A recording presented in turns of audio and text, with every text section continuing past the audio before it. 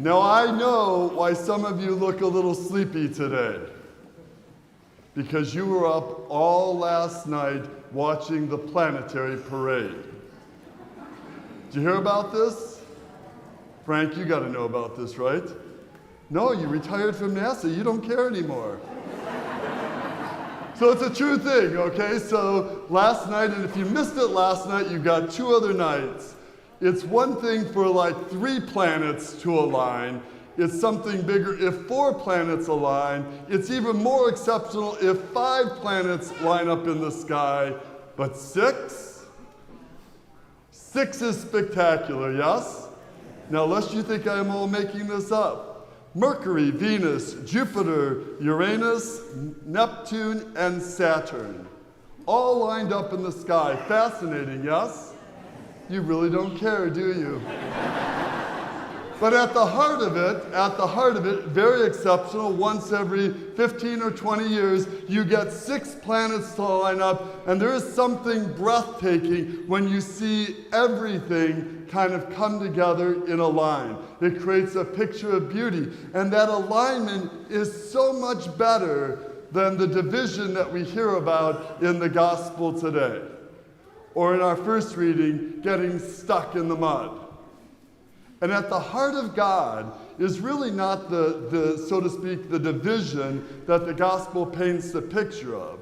But what the gospel is challenging us to do today, greater than the planets lining up, is that we should align our hearts, our homes, and our families to the Lord.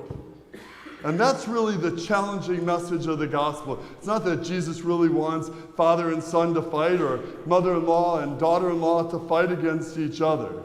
But the tension, if you will, is that we should make sure that our hearts, our families, our homes are aligned with God. And the super decoder ring for this weekend's readings are found halfway in the second reading from the letter to Hebrews.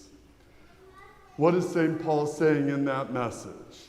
He's saying simply, if you don't want to get stuck in the mud, and if you don't like tension and division in your homes, in our world, in our community, all you need to do is keep your eye fixed on Jesus. Why? Because when you keep your eye fixed on Jesus, first and foremost, you have a clear focus, yes? Yes? Yes. Secondly, you see the pattern of God, the outstretched arms that God, first and foremost, is trying to love, forgive, embrace you, so that then we can find a way to love, forgive, and embrace one another. When we keep our eye fixed on Jesus, we are mindful that all we need to do is love God and love our neighbor. And in that moment, there's no tension in the family, the community is stronger, and the world gets better. Now, first and foremost, you could say, Father Bob, that is really simple. Yes? And you're right.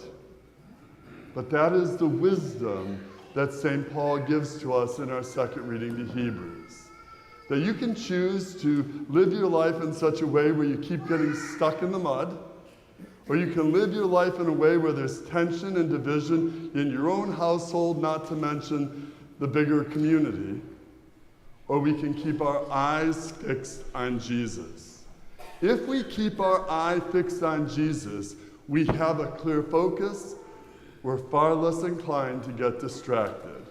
If we keep our eye fixed on Jesus, we see the breadth and the depth of God's love for us, so that then we can love one another.